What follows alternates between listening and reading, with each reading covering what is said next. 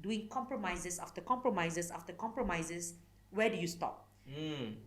Once you cross that red line, you will only continue crossing over and over and over again. Alright, we did mention, the Federal Territories Minister, Dr. Zaliha, just now. She did make a statement, right? Saying that MUDA was immature, tidak matang, for calling her to be sacked. What is your reply to that, actually, YB?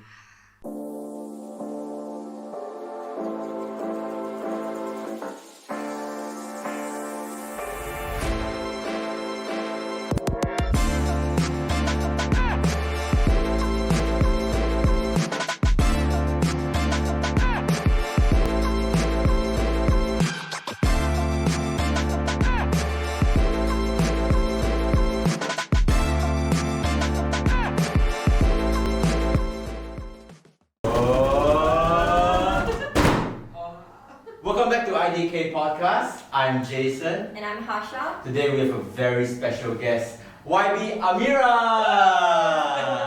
Hello everyone, thank you for having me. Thank you for coming. Maybe you can do a small intro about yourself, YB Amira.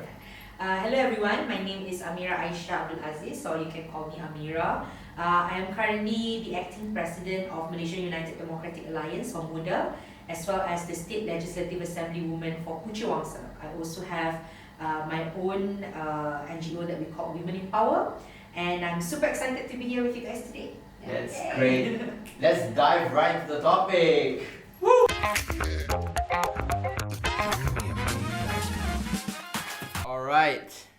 Now, YB Amira, you mentioned that you are Adun for Puteri Wangsa and also the Pemangku president right now for MUDA. But actually, how did you start your political career, YB? Yeah. Well, when I was still studying in school, in fact, even when I was in university, I've never expected I would be a politician.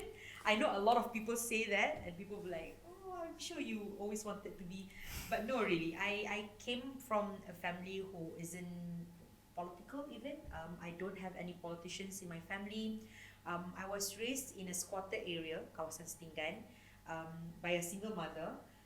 And my whole family, we don't have politicians at all. Not my uncles, not my grandfather. But we do have a lot of teachers in my family. And so growing up, I always believed that I wanted to do something for education actually. So I took up law. But then after that, I went into the Ministry of Education to craft the policy for education in Malaysia. I was really passionate about education because I really believe that education is the first step to changing the whole socio-economic system of the country.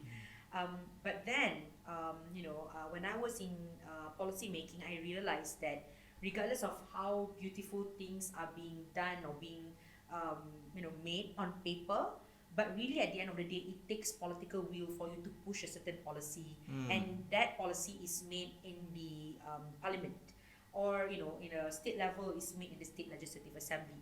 So, when I was a student in uni, I was very active in terms of activism.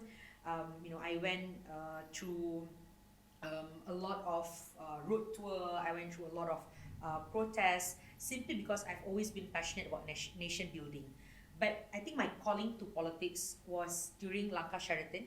When Langkah Sheraton happened, I think I'm not the only one who was super pissed off about what happened, right? Because I was a first-time voter in 2018. And really, at that point of time, and I can clearly say that I was one of the people who voted for Pakatan Harapan. And we were really excited when Pakatan Harapan got the win, because that was a historical moment, not just for Pakatan Harapan, but for whole Malaysia. And so I think when Langkah Sheraton happened, it really triggered me, because I felt like that was a crumbling point of democracy for these politicians to just, turn against the people's mandate, and they just do whatever they want, simply because of their own struggle of power, right? And we didn't have any say about it. And so I remember when that happened, I texted Syed Saddiq. He was a close friend of mine back when we were in uni. And I told him, Saddiq, we've had enough of these old same players, we've had enough of these same old political parties. Let's form our own party filled with young, smart people. To be very honest with you, at that point of time, it was really out of frustration and anger. I wasn't really expecting much from it. But then Saddiq replied to me and he said, hey, stop staying on the sideline. You can't talk about nation building if you don't want to be inside it. And so he asked me to join his team. I quit my full-time job and went into helping him out at the most difficult time. And I really believe at that point of time was, if we don't do something about it, then we can't continuously say, hey, you have to do something about this, these people have to do something about it. I think it's time for me to also walk the talk. And so that was my first, 2020 was my first stint in politics. And after that, I had a very steep curve in politics. Most of the people, they came into politics, you start from the beginning, but I came and started my whole new party. And so it's a very steep curve for me. Yeah. You didn't have any experience, right, before this. But you did work under the Ministry of Education. You work in Unit Pelaksanaan dan Prestasi Pendidikan. You did your homework. Right. That time it was called PADU. But now PADU is something else already, right? Yeah, that was... Yeah, but and then I saw... Actually, you were very active when you were young, right? 16 years old already, she was part of the Johor Student Leaders Council. But then you mentioned something that you said you were the one who approached Syed Saddiq at that time. Yeah, that triggered me also. Actually. Yeah, I was like, oh, I did not know that. I still have the message. I actually texted him on Instagram. But I'll just be very frank here. I'm not the first person, not the only person who have the idea to form our own youth-led party. Otherwise, it wouldn't happen at all, right? So I texted Saddiq and then we discussed about it, and then we found that there were so many other young people who have the same idea as we do. And so it's not just a single person's idea, it was really a lot of people who felt the same way, whether it is out of frustration, whether it is out of hope. But we found this group of friends who said, we are done just being heard. People always say, oh, young people have to be heard. We've had enough of being heard, because then you were heard, but nothing ever gets done. We want to be there calling the shots, making the decisions. Yeah. So at that time, the intention was to represent more for the youth. Yes. So that's why you approached Saddiq. Yes, and also because he's a good friend of mine. And just a fun fact, because I was very active, as you've rightfully mentioned, I was very active since I was in high school. So when Saddiq formed Bersatu, he was the co-founder of Bersatu, he did approach me and ask if I want to be part of Bersatu. But I politely rejected. Why? Simply because I told him this, that I don't believe in a race-based party. I was raised in a Setinggan area where over 90% of my area were Malays. And they've always given the win to Barisan Nasional or UMNO, which was a race-based party.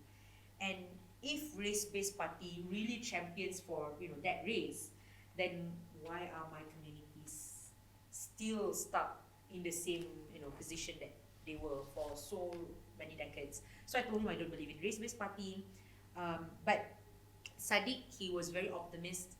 He has always been, and he told me that, you join me. I really want to change Bersatu to become a multiracial party, but I cannot do it alone. So come lah, we do it together. But I was one of those people who sit on a high horse and felt that politics is very dirty. I don't want to meddle in it. And then here I am. Interesting, very interesting. But then your career, you started quite good, right? You said it was steep, but then your first election, you already won in Puteri Wangsa, right? You had 22,884 votes. A majority of 7,114. I'm more impressed the fact that he knows that. Yeah, he did the research until 4 a.m. this was from the start. And you are like you mentioned, the first and only sole representatives in the state legislative, for MUDA. So there is a lot of achievements, and people don't give too much credit on YB Amira than that. So that's why I have to mention it a little bit, right? First election already won, So, but I want to ask, right? How was your experience though, having your first election? Wait, sorry, but did you expect to win? Because what I heard, this is what I heard, is that they knew you were going to win because of all your TikTok videos that helped a lot with all the machi, something like that. That's what I heard. So I feel that, of course I was hoping for the best, but always prepared for the worst, right? That's something, Yes. Whenever I do anything, that is always my mindset going into it. But, thank you for the credit, but really, I can't hold the credit all by my own. I have a very supportive team with me at that point of time. Rashifa's there. She's from the very beginning. She was part of my campaign. I have an excellent campaign manager, which is Lukman Long, he was also campaign manager for Saddiq when he won MUA for the first time. So he had a good track record as well. And at that point of time, we were working with Pakatan Harapan, and I campaigned for them as much as they campaigned for me. So it really wasn't just solely because of Amira Aisya, and I was nobody, to be very frank, right? I mean, nobody knew who I was. Although I was a local girl, I mean, I have a house there. My mother was a principal in one of the schools in my constituency. But in terms of politics, I was nobody in that particular constituency. Maybe my TikTok is part of the contribution, but it was larger than that at the same time. I think Puteri Wangsa is such an interesting place because the State Legislative Assembly position in Puteri Wangsa has always changed hands. So it's a very dynamic place where the people are very mature in saying, look, if you don't serve us, we have no qualms about changing party. They were served by the end before. They had a PAS adun before. They had a Bersatu adun before. And then now they have an adun from MUDA, which is a really new party. So I think in terms of my experience, maybe as during my campaign, for example, it was really nerve-wracking because I remembered when Saddiq said that I want you to contest in Puteri Wangsa. Initially, I didn't want to. Number one, because I still have this mindset about I would rather do the back end work and push other people to the front. And then he said, you always say that you need more young people, you need more women in the parliament, you need more women in Dewan, but then when I give you the chance, you don't want to contest. So I thought, cannot. This is like a challenge. So I took up the challenge, and Alhamdulillah, we managed to secure the win. But this is something that I always tell my team, to never be too comfortable. Even though we won big and the majority was big, we should never be too comfortable in thinking that for sure we will win the next election, right? So we always have to serve in that constituency as if the election is going to come tomorrow. That is in my mindset, and I think that's something that my team practiced in Puteri Wangsa as well. Yeah. Talking about Pusat Khidmat Puteri Wangsa, how was your experience there so far? Since the election, how is maybe Hasha, you can explain a bit about your experience there as well. Right. I mean, back during boot camp 2, oh my god. I mean, like the moment you asked about boot camp 2 in Puteri Wangsa, it's really interesting because I didn't know about Pusat Khidmat, right? And honestly, I feel like it's very effective because I know you go to places like every week, right? And then like you tell them like about the bantuans that they allowed, or you help them check whether they're eligible or not. To a certain extent, that is extremely helpful to the penduduk, especially like the ones that are not really aware of like what's online, because if you don't read the news or if you're not active online, you'll never know this stuff. Padahal they're really like they're eligible for it. So I feel like Pusat Khidmat is, I don't know whether other parties do it or like other politicians do it. I think DAP is very active in doing those sort of work as well. I have to give the credit where the credit is due. So yeah. But I feel like it's really helpful. My experience in Yes. Pusat Khidmat, I'll be very honest. When I was first elected, I was the only adun ever been elected in MUDA. So even Saddiq, because he was an MP, he started off as an MP, and as soon as he was elected as an MP, he was appointed as a minister. So the challenges were definitely different. Yeah. And I really had no idea how to, take care of a constituency, especially such a large constituency. Puteri Wangsa has over 120,000 voters and over 300,000 population. And really, as a young adun, you're really ambitious. You wanted to do so many things for the constituency, right? I remembered, I really wanted to build this education hub. I wanted to push for better TVET system. I wanted to make it into an healthcare tourism in my constituency. But then you realize that you can't do everything all at once. Yeah, Sure. definitely. And really, it's about recognizing the people in that constituency, recognizing what are the issues that are very prevalent in that constituency, and what are the opportunities that are there in that constituency for the people to benefit from. And again, I cannot stress this enough. In any Pusat Khidmat or in any constituency, it is super important, not just the elected rep. Of course, Adun and MP, you are the front face, you are the person in front. But there are people who are with us in our office that plays sometimes even a bigger role than we do, because of course I cannot handle such a big office myself, and I am super grateful that I have an amazing team with me. And I remembered, I think you guys should maybe one day interview Rashifa, because she has a different perspective than me, of course, right? But when we first won the constituency, I had this meeting with my campaign team, and I asked each and every one of them, I need a team, right? I can't become an Adun all by myself. Which one of you are willing to be part of my team members? And Rashifa and Izzah and also Jian Fong were my first officers. So these were the 3 people, and all 3 of them are still students. Wow. So they were like working in my office while they're doing studying online, because at that point of time was still online because of PKP and all that. So everyone was just really juggling with their classes, at the same time trying to understand the function of agencies, who does that, who does what, and when this kind of report, who do you give it to? And I think you can see, Hasha, that when you went to Puteri Wangsa, you didn't see any of this problem, because my team is super efficient. Super smooth. Yeah. Oh my god, I just knew that your first officers were actually students. Yeah. I can't imagine how hectic it must be. Studies and like politics. Oh my god, that's like on another level of stress. But now I have Rashifa is now my chief of staff. Jian Fong and Izzah are now continuing their study. But we have then after that, of course, we have new people coming into the office, whom you have met, Hazwan, Yusrizal, and also Yong. And they are excellent. So if you ask me about my work at the Pusat Khidmat, honestly, it's like, even if I'm not there, I know that it's well taken care of. That's how amazing my team is. But of course, most importantly, as an Adun, is for you to provide direction, so that they know, where do you want to take it? What is your fight? I think that is one of the most important things.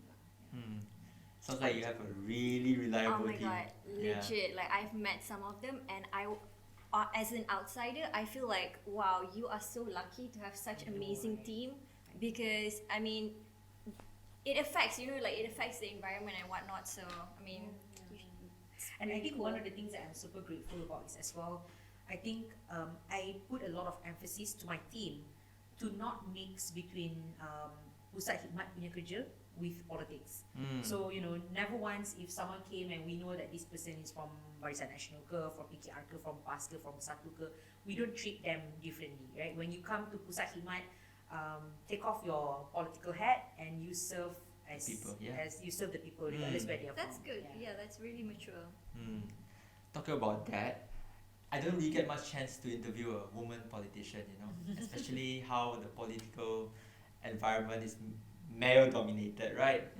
So, may I ask you actually, YB, how is it like being a woman politician?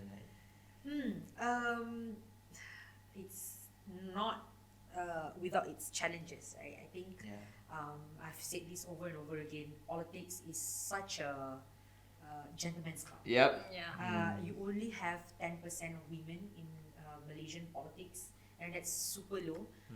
Women make up almost half of the population, and so if you are talking about politics, which is the very platform where you make policy for the country, it should be the reflection of what the country is about. True. And currently it is not, right?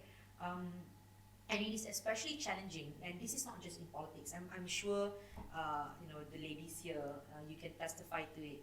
Regardless of whichever field, in Malaysia, for example, we've been taught that women are sort of like secondary, and this happens even until today. There are certain schools where regardless of how amazing that woman is, but you cannot be class monitor, you cannot be head prefect. The highest you can be maybe assistant head monitor or maybe assistant head prefect, because you're a woman, you're not a man.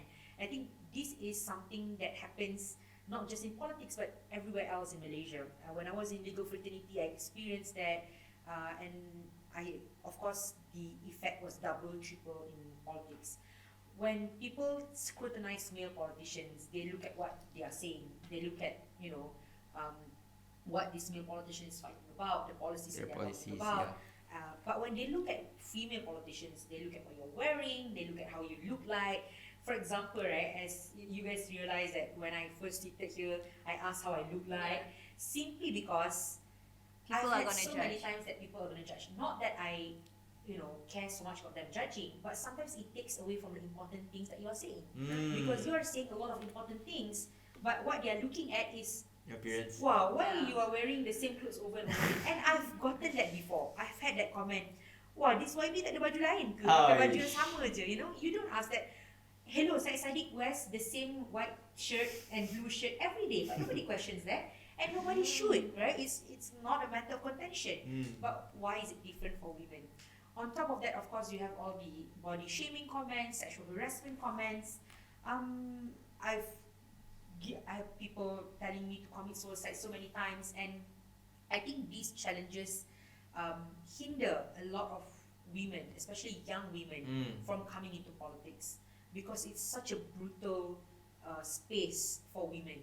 And that is part of the reason why I created Women in Power, because I feel that it's so important for women to understand that they have a safe space for them to get back to. And I really wanted to create that safe space for them to understand that, we will not look at you because of your appearance, we will not judge you through what you're wearing, but really about, what you are fighting for, what you are championing for, and that's the most important part. Sorry, can I cut in when you? It might be a sensitive issue, but when you say suicidal thoughts, right? When was this? Like, what phase? And how did you overcome it? Like, a suicidal thought. It's something serious, So. Well, not suicidal thoughts per se, but I've had people asking me to commit suicide. I think the first time, but I'll be very frank, we have a frank discussion here, Yes. is that when I was, because again, I'm very new to politics, so the first time I got like a coordinated attack, and you can see when it's a coordinated attack. What do you mean by coordinated? Like when you are attacked on social media suddenly by so many people at the same time. Right. And you know that these are cyber troopers, for example. So the first time I got a coordinated attack, I was extremely affected by it, and I broke down. I cried and cried, and I really felt like giving up. And I think that's just very human of me to feel so. And then I remembered during my state election. In fact, there was this one time where the attack was so huge, right? People were calling me all sorts of names. I remember people calling me Puteri Eyes lah, and all these kind of things like Puteri Eyes? Why yeah, Puteri Eyes? Yeah, that doesn't make just to sense. comment on my size. Oh, wow. Cannot breathe. And I think and then at that point of time, I remembered I really broke down. I went into, so there's my office, there's this small room where they said, okay, this is place for Amira to rest when she needs to rest. So I came to that room and I was just crying and crying because it was really, really mentally challenging for me. And then Lukman was my campaign manager. I think maybe I've shared this story a couple of times before. And then he came in and he was like, okay, look, it's okay, cry when you want. So I cried. And then after that, he just gave me a tissue, asked me to wipe my tears. Okay, you're done? Okay, go out and campaign. So sometimes you need people who can listen to you, but also you need a support system that can push you, because sometimes they feel that you can do more than what you felt that you can do. And I think my team provided me that. But up until today, to be very honest with you, up until today, I'm still affected by what people say. And I think, a lot of people are saying, oh, it's okay, over time you will grow used to it, you won't feel anything about it. But I don't want to do that. I don't want to not feel anything about it. Because I think one of the most important quality about being a politician, and I'm might be wrong, but this is what I feel. One of the most important things about being a politician is you have a huge sense of empathy and you can feel a lot. Because then when you have a huge sense of empathy, only then you can really think about how you want to serve the people best. But sorry, what if people say empathy makes you weak and we can't have a weak politician in the country? The problem is if when people start feeling that, is when you have all these kinds of people who are like, putting aside the people's feelings and the people's priority and prioritizing your own power, prioritizing your money. And to me, it is not weakness for you to feel something. It's not weakness for you to feel sad or angry when people say something. But it shows strength when you feel something, but you still do something, and you still go forward. I think that is stronger than not feeling anything at all. That's nice. That's a nice way to put it. Yeah, very nice way to put it. Just before our break, we'll be having a fun session with YB Amira. Catch you guys back in a sec.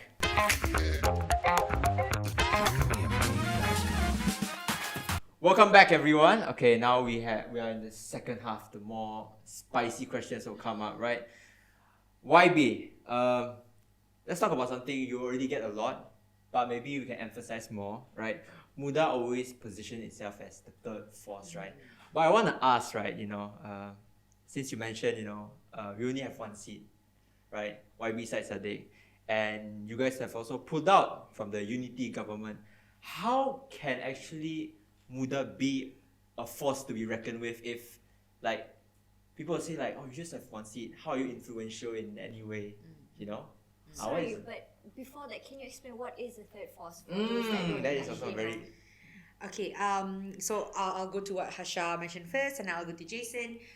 So basically, for those of you out there, third force is because in Malaysian politics, we have a lot of parties, and we do have a lot of parties who are not in any coalition, but we do have two biggest coalition as of right now. Not exactly coalition, because you have smaller, it's such a complicated thing to explain. But basically, right now in Parliament, you have government bench and you have opposition bench. Yes. And government bench is all made up of several coalitions that formed the unity government. So they are the one force. And then at the opposition bench, the biggest number is Perikatan Nasional, which is the other force. So you have one and two forces, sort of.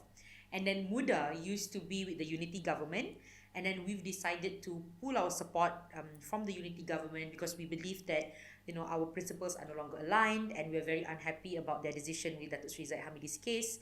And so we pulled ourselves, but we also do not share the same principles as Perikatan Nasional. So we are neither with Pakatan Harapan and Barisan Nasional, nor are we with Perikatan Nasional.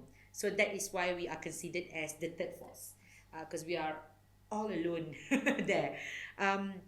But to answer Jason's question, number one, of course, and I actually just had an interview about this before just now, because people are asking, isn't it very lonely for you to be a third force? And I answered this, right? Number one, even if it is a lonely position, it is a very comfortable position for us. Simply because we don't have to pander to compromises. Yeah. And this is something that the unity government is doing right now a lot, right? They say that, we need to compromise because, this is how we take the nation forward. Real politics, Machiavellian politics, whatever, you want to say to get yourself to sleep at night. But we believe that with our current position, if we started being like any other party, doing compromises after compromises after compromises, where do you stop? Once you cross that red line, you will only continue crossing over and over and over again.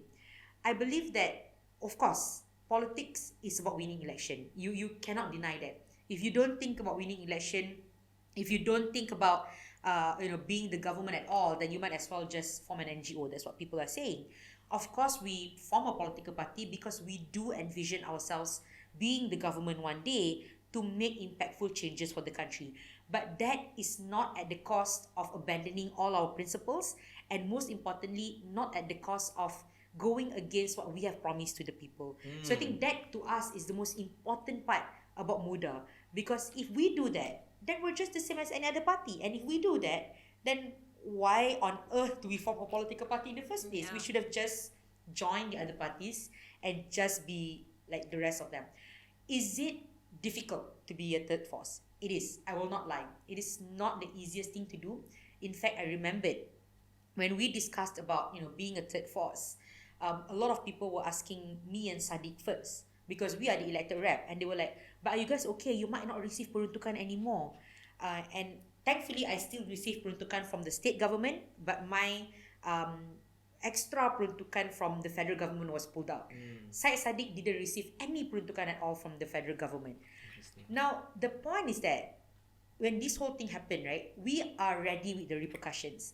However, Pakatan Harapan, is very hypocrite because when you were in opposition, you said that, we should give peruntukan to everyone regardless whether they are government or opposition. And that is right.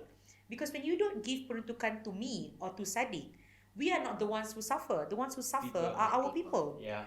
And that is the reason why we said that we should not leave whether or not you get peruntukan to the government of the day. You should make it into an act so that regardless siapa pemenang, whether it's Pakatan Harapan ke, Barisan Nasional ke, Perikatan Nasional ke, or even MUDA, none of us can misuse that power and use peruntukan as a blackmail to other party to give you support. So to me, is it a lonely position? Yes. Is it a difficult position? Yes. But we would rather take the lonely and difficult stance than an unprincipled one. So principle plays a very crucial role for your Yes. party's agenda. But something that's also very close to your heart is the Sheraton Act, right? You have seen how dynamic our political landscape can be, right? Especially how governments can just flip like that, right? So how do you think MUDA can actually survive or sustain itself in such a dynamic political landscape? Even though you say you're based on principle, but everything can just change, right? Yeah. Yeah. Well, number one is, by us being in the third force right now, doesn't mean I object the idea that we will never work with anyone at all. As you've rightfully mentioned, politics is very dynamic. Yeah. But it really depends on what does the party stand for. Whether or not it is suitable for us to work with them, whether or not these people are, keep to their promises or not. I think anything can change. Whoever's your friend right now might not be your friend forever, and whoever's your enemy right now might not be your enemy forever. That's just how politics is. But in terms of surviving this fluid political landscape, I think first and foremost for MUDA, it is super important for us to first prove to the people that we will not be just the same as any other political party that said, I have to do this for my survivability. And once we started doing that, that is why you have so many young people who've given up on politics, who said that, they are all the same, sama je semua orang. And then in the end, these people will not come out to vote. And they have foregone their rights and their responsibility to vote for, who's going to run the government. And you cannot blame them. You cannot blame them simply because all other political parties are doing the same. And so it is super crucial for us to prove to the people that we will not be just like any other party. Is there a possibility that we will then not get any seat at all? Of course, there will be that possibility. But if I may remind everyone, PKR started with only one seat as well. They only have Datuk Sri Wan Azizah in the parliament in the beginning of their formation of PKR in 1998. And then so many other parties started with only one seat. DAP started with no seat at all. And so as long as you are committed to do what you are doing, you are consistent with what you are doing, and most importantly is for you to educate more young people out there on the importance of being part of the political ecosystem. Not necessarily being a politician, not necessarily joining a political party, but for you to take part into that nation building. Yes. Voting is the most important responsibility to me as a Malaysian, especially as a young person. Agree. And most importantly is informed voting. So to me, I think in order for us to navigate the current political system is number one, to always remain relevant. How do you remain relevant? You can remain relevant even if you don't have a seat. You can remain relevant. You continuously speak up about national issue. You continuously champion for what you've always been championing for. And you continuously fight for the people's bread and butter issue. I think these are all important things that can keep MUDA relevant for years to come. That being said, I of course would love to see MUDA, being able to form government earlier than decades. Of course, I do not want to, wait for so long. But at the same time, if that is what it takes to show that you can be a principled politician and win the government, then we will take that journey, regardless of how long that would be. That deserves an applause, man. But right, MUDA's ideology is central left, right? As we have seen from GE15, right, there has been quite a shift into Islamic conservatism, right, to the right, right? As we have seen, PH at the time had 82 seats, but PN had 73. It shows that there is a kind of a shift to the right already. And I've heard that you said like, okay, MUDA is open, there's possibilities to work with others. Do you think MUDA could work with this, in some way not really abandoning their ideology, but how would they work with this shift right now in ideology? Yeah. Number one, I think what we've experienced in GE15, of course, a lot of people are saying that, this is a green wave and extremism. I think it's very unfair for you to label everyone who voted for Perikatan Nasional as extreme. Sometimes people do that because they just simply don't believe in what the other side is fighting for. It's the same argument. Perikatan Nasional is calling everyone who voted for PH as extreme liberal, and everyone in PH calls everyone who voted for Perikatan Nasional as extreme conservative. I know some people who are not extreme conservative, but they voted for Perikatan Nasional because they don't believe in Barisan Nasional at all, and they don't believe in Pakatan Harapan.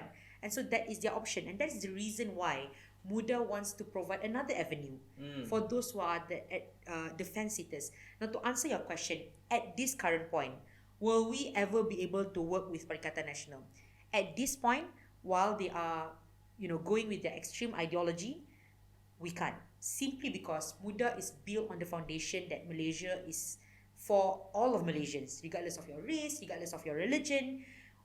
The children of Malaysia should be able to enjoy, the benefits of being a Malaysian, regardless of your skin color, regardless of your religion, regardless of your race. That is our fundamental belief in the party. And of course, it is very difficult for us to work with another party that has the exact opposite of what we believe in. Yeah. Right? But will that remain the same forever and ever? That depends on whether or not Perikatan Nasional is willing to be more moderate and less extreme as well. The same way as Pakatan Harapan and Barisan Nasional. Now, and this is not impossible. Why do I say that?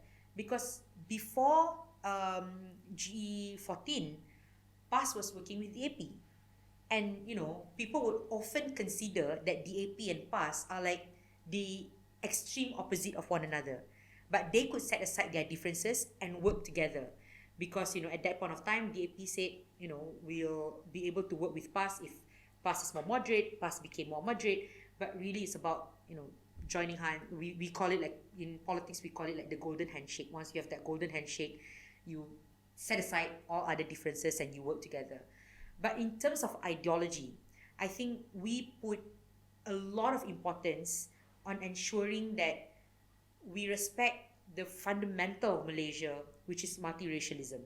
And that is an extreme part of MUDA. So for the current moment, no. But will it ever change? Maybe. Because you have no idea where Malaysian politics will take us, not just in the next 10 years, but we don't even know what will happen tomorrow. Malaysian politics is so fluid right now. True, I agree.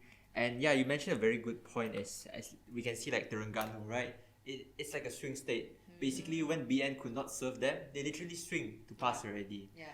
Right? But one thing is true, politics in Malaysia is very, I'll say, it needs to be updated because it's a very race-based game, right? They always use this fear-mongering where you also mentioned like liberals, not even liberals, they'll say like, these are the Chinese party, right? If you're Malay, you should vote for PN. They say something like, they play this kind of cards and that it's like, very Islamic kind of propaganda. Like, if you vote for us, you go to Sugar. Like, what is that? Honestly, you're playing religion, playing race. But if I may, right, it doesn't just come from PAS. It goes both ways as well. You hear, there are people from DAP who campaign and say, look, if you vote for PAS, you are betraying your own True, people as yeah. well. So this fear mongering doesn't come from one side, and it has to stop across all levels. Yes, I Yeah. agree. But then, talking about that, there is a possibility because recently they did have they suggested Dr. Sam, right, as the candidate for PAS. And actually, maybe I can ask people around here, what do they think, right? Would everyone be okay with a PAS Prime Minister? Sorry, who's Dr. Sam? He's currently the MP for Kemaman, and he was the Chief Minister for Terengganu, and he's a more, just for your information, people call him the most moderate Yes. person in PAS.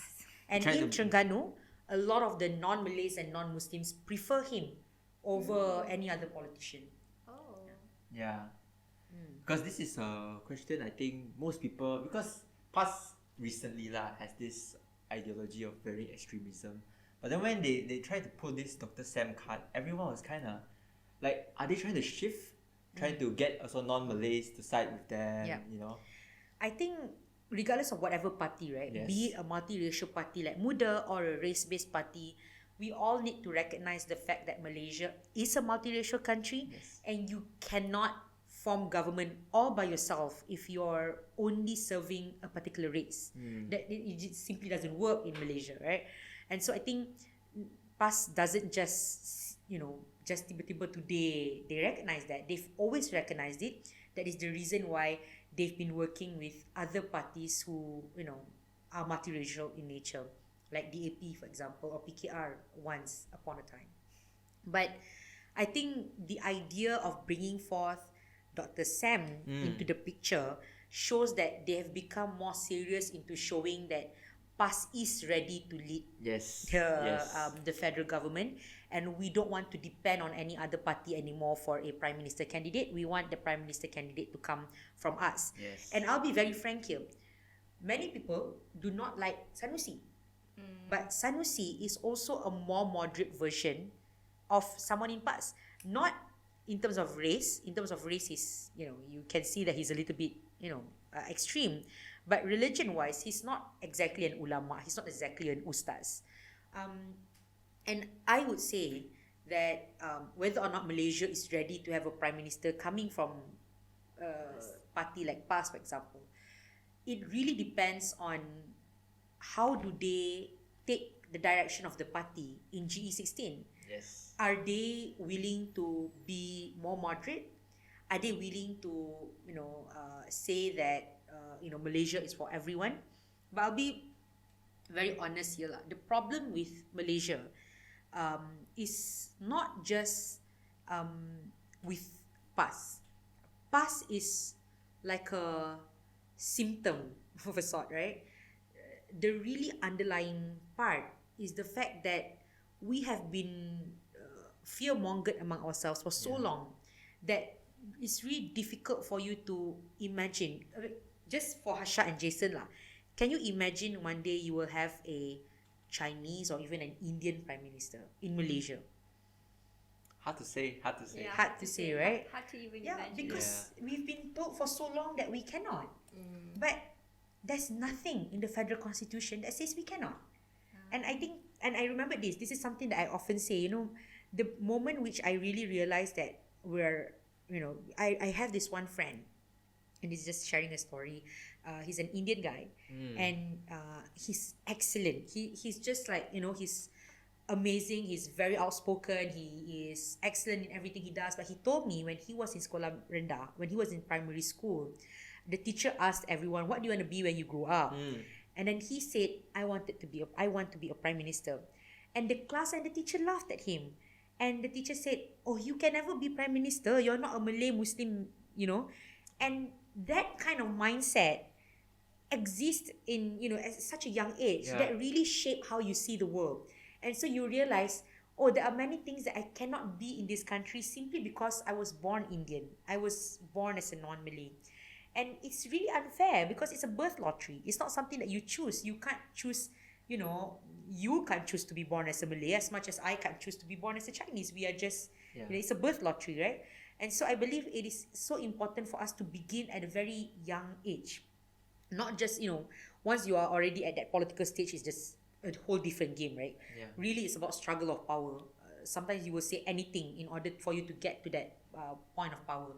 But at such a young age, when you were in high school, when you were in primary school, when you were talking to your neighbor in your kawasan, how do you let them understand that this country is for all of us to benefit from together, for all of us to live together, for all of us to enjoy together? I think it's really difficult to imagine, but I do hope that I'll be able to live to see that one day. Not just for the non-Malays, but also for women.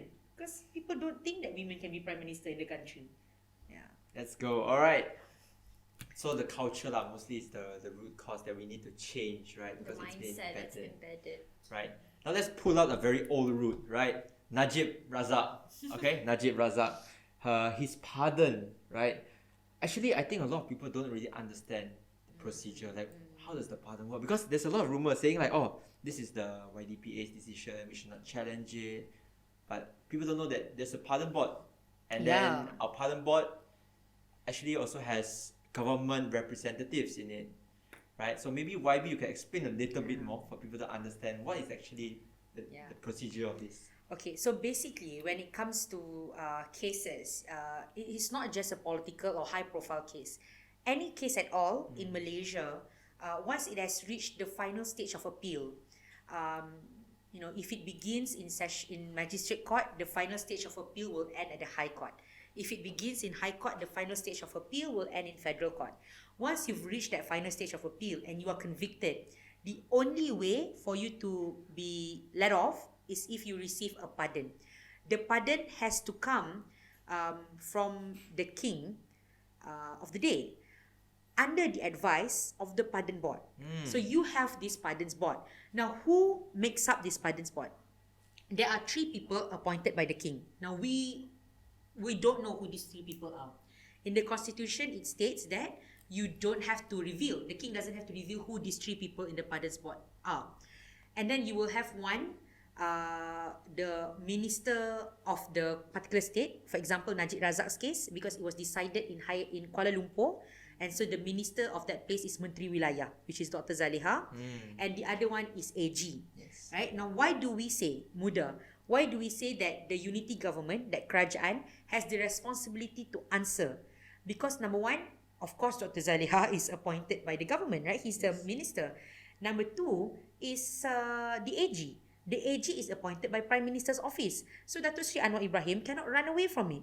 You have your cabinet minister there. You have your AG, which was appointed by you there. So these 2 people are the only people we can hold accountable simply because we don't know who these other 3 people are. Right? So how do I question an anonymous entity? But also, the fact that you have these 2 representatives from the government, regardless of whatever is the decision then, these 2 representatives, I know they said that, we don't have any legal obligation to answer. It's no longer about legal obligation. It's now coming into your obligation to the people.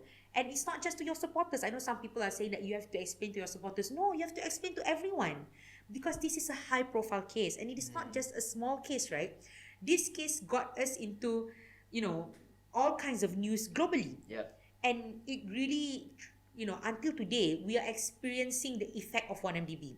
The economic downfall of Malaysia is, started, of course, a lot of other cases, but 1MDB is one of them. And you can't simply say, oh, ini prerogative. And, sorry, macam marah sikit kan. But one of the things that I'm most frustrated of is the fact that one day you say it's prerogative for IDPA. The next day you say, oh, it's a unanimous decision. Pick a stance lah. You need to pick a stance and then stick by it. If you want to go flip-flop like that, you can't blame the people for assuming that you play a role in it. True. Yeah. There's been a lot of statements lah, especially from the cabinet, but also UMNO, they've been saying a lot of different statements. Yeah, I mean, Lokman Adam thanked Anwar Ibrahim and Zaid Hamidi for playing their role in this whole thing. So you cannot blame the people when they assume the same thing. True, Yeah. true. Sorry, can I ask? You know, they said Najib got the pengampunan because of all his jasa throughout the decades. To what extent do you agree? Because we cannot deny that he did, contribute certain stuff to the country. So I think if you want to play with that part, right, then why do you investigate people like to Dr. Mahathir? Because then in the end, what are you going to do? You're going to give pardon to him as well? Then why you waste the court's time? Why do you waste the people's time? The court's money, the people's money. True. So if you want to give pengampunan simply because, orang tu pernah jadi Perdana Menteri, dia pernah berjasa, tu Dr. Mahathir has served as the Prime Minister for so long. Not that I'm saying don't investigate him. Nanti kan people misquote and say that, ikut the atuk punya. But if you want to play by that line, then people will mistrust the system as a whole. True. Because then people will feel, alah, dia investigate je, nanti ujung dapat pengampunan. So, how do you instill? That's why I mentioned, the most problematic part about this whole issue is the corrosion of faith. How many young people out there who said, you know what, I just give up. Let's just not fight. Because at the end of the day, they're just going to get pardoned. True. What Yeah, do we yeah. get? Yeah. Justice is not uphold lah in this Yeah. situation. Alright, we did mention, the Federal Territories Minister, Dr. Zaliha, just now. She did make a statement, right? Saying that MUDA was immature, tidak matang, for calling her to be sacked. What is your reply to that actually, Ivy? I've had my fair share of angry moment at this particular statement. I felt that it's very problematic whenever older politicians, when they disagree with something that a younger person said or do, like MUDA, when we question something that is within your responsibility, something that is in your accountability, the best thing for you to say was that we are immature. It's for me, it's such a lazy comeback. Because, why do you say that? You said that because you have no answer to it. You cannot answer our question. You said that because you felt like that was the lowest blow you can give. Because, come on, this is not something new for MUDA. We've been called parti nyamuk. We've been called cucu atuk. We've been called parti budak. We've been called tak matang. We've been called all kinds of things. And this is not something that only MUDA experience. It's basically something that every young people in this country experience whenever they question an authority. And it is super lazy. It's the same way, and I've mentioned this before, it is the same way as when a woman, like for example right now, because I'm angry and annoyed, if I say this, people will just say, Amira perempuan, dia emosi. It's the same thing, right? The best you can do is explain to the people why you shouldn't be sacked. Tell the people and answer to the people, because people are asking. This is not just MUDA. A lot of people are questioning you. So you don't simply come out and say, oh, MUDA tak matang. My question back is, siapa sebenarnya tak matang? I've said this so many times. If you want to talk about maturity, right? Whenever we will ask question, we answer. Yeah. We are not the ones on the pardon board. We are not the ones who, have a fellow cabinet minister who was being charged and then got DNAA. We are not the ones who are not going to, who are not facing this whole issue about LCS. We are not the ones responsible for this whole Najib Razak case. So if you want to talk about maturity, have the guts and the courage to answer to the people, especially those who questioned what you have promised to the people before. So to Dr. Zaliha or any other ministers out there, especially when you are, you are older and what you might say, you call yourself more mature, then when we question you, answer us, the way that you want yourself to be recognized. If you want to be respected, then earn that respect. You don't simply demand respect simply because you're older. The world does not work that way. You want my respect, you've got to earn it. Yeah. Wow, that conversation went so heated up. Yeah. I actually feel like I want to go on more, but our time is up actually. Very unfortunate. But Thank you so much, YB Amira, for having such a Thank fruitful you. discussion. I'm so sorry. I felt like we ended this podcast at a very Huh? heated note. Yes. So we'll definitely have to have a part 2 for that. We need to repay that. Yeah. But thank you so much. I think we got a lot of insights, Thank Yeah, you. definitely. especially the founding part. I did not know that. That was a very interesting. I want to see the text message. Oh yes, I can scroll Alright. and show to you guys. Yeah. But thank you so much, YB. I think that is all for today. Thank you guys so much. I'll see Thank you you. guys in the next episode.